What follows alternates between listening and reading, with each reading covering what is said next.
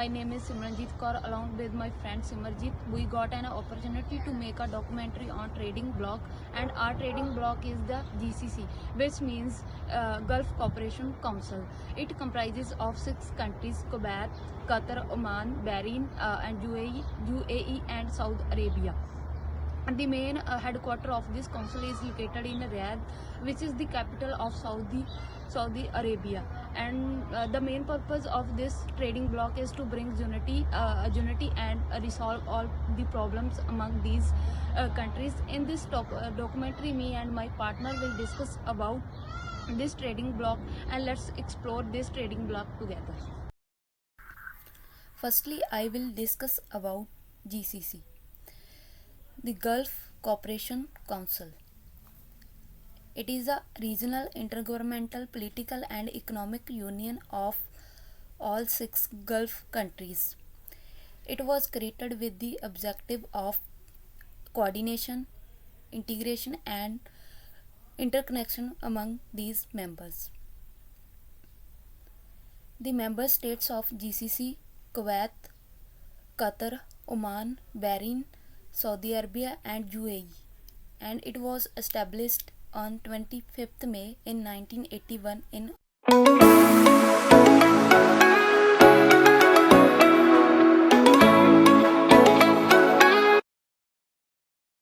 In 2017, Bahrain, the UAE, Saudi Arabia and Egypt cut diplomatic ties with Qatar and imposed a sea, land and air blockade.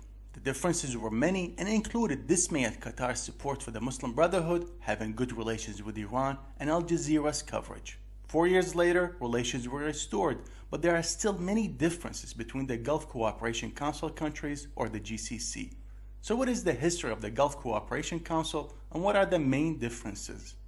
By 1981, Iran had witnessed a revolution and was determined to export it to other countries, specifically in the Arabian Peninsula. Iran's theocratic rulers believed that Saudi Arabia and other Gulf governments represented American Islam and should be toppled.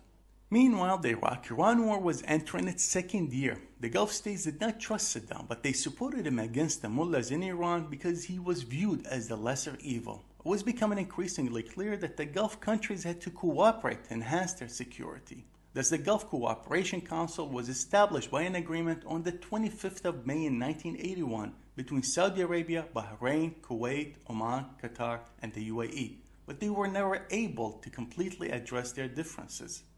Saudi Arabia, the largest in terms of population and land area in the GCC, perceives itself as a big brother to the smaller neighboring countries with much less populations. Therefore, one of the main sources of problems is the increasing power of the smaller states. For example, Qatar, before the coup in 1995, was more like a Saudi vassal. As the country began to display more independence and created Al Jazeera, Riyadh tried to contain Doha.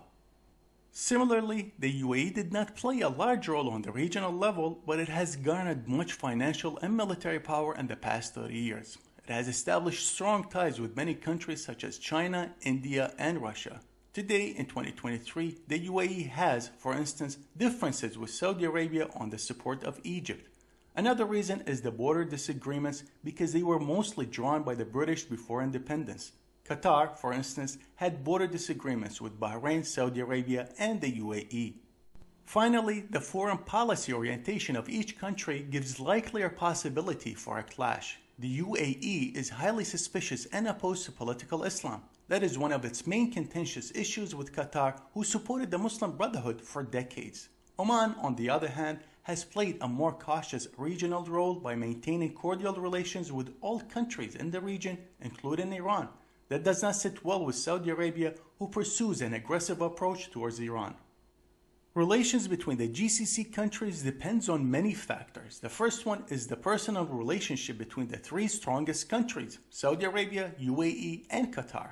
Though on the surface relations seems good for now, tensions could quickly rise. The different views on the energy market, for example, could pave the way for differences that could evolve into severance of relations. Another important factor is Iran and how each country will react to continued Iranian nuclear developments. For instance, how will Qatar react if Saudi Arabia or the UAE advance their nuclear programs? Finally, the transition of The main objective of the GCC is to achieve unity among member states. It leads to the progress in various fields such as industry, mining, agriculture, and many more. Its main focus on the strength relations, links, and area of cooperation. So next is the achievements. Economically, the GCC has made significant strides fulfilling the aspirations of its citizens for sustainable development. Key achievements include the establishment of a unified economic agreement, the creation of a common Gulf market, and advancements in monetary union, trade cooperation, and infrastructure development. In the realm of security, GCC countries have collaborated in combating terrorism, civil defense, and drug trafficking. The establishment of the Peninsula Shield Force exemplifies their commitment to collective security and solidarity.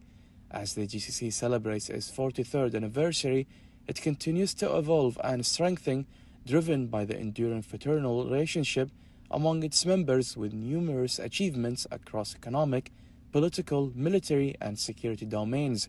The GCC remains a vital force in shaping the regional and international landscape, fulfilling the aspirations of citizens and promoting peace and prosperity in the Gulf region.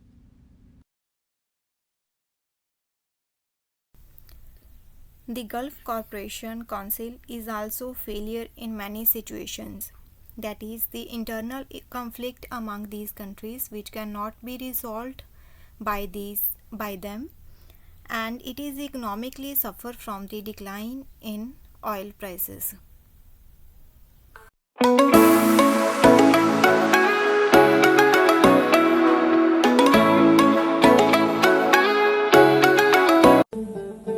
This annual meeting of the Council, that consists of the 6 Gulf nations, was dominated by the war on Gaza. The host, the Emir of Qatar, Sheikh Tamim bin Hamad Al Thani, here greeting the King of Bahrain, Hamad bin Isa Al Khalifa, has been at the centre of recent diplomacy. His country mediated a 7-day truce, but it's been followed by more intense bombardment, something he called genocide. He says the international community must act. We call on the Security Council, namely the permanent members, to live up to their legal responsibility to put an end to this barbaric war, and to force Israel to return to the negotiation table to reach a just solution based on international resolutions and the Arab Peace Initiative on a 2-state solution. The Gulf nations invited the President of Turkey to be their guest at this meeting. The Netanyahu administration is endangering the security and future of our entire region in order to extend its political life. The loss of life of 17,000 Palestinians, mostly children and women, is a crime against humanity and a war crime. Israel should not get away with these crimes. The Emir of Qatar's comments urging the UN Security Council to compel Israel to accept a permanent ceasefire would almost certainly get support from many nations right now. But when the Council last met in New York, it was clear that one country, the US, is opposed to any new resolution. And of course, it's a permanent member with veto power. James Bays, Al Jazeera, Doha. The main challenges of GCC is, first one is monetary union. GCC focus on the creation of single currency for all these countries and making GCC as one entity which has a great influence on the international financial system. Second one is infrastructure. GCC focus to connect all 6 GCC member states to reduce fuel consumption and to boost intra-regional trade. Third one is solving war among each other.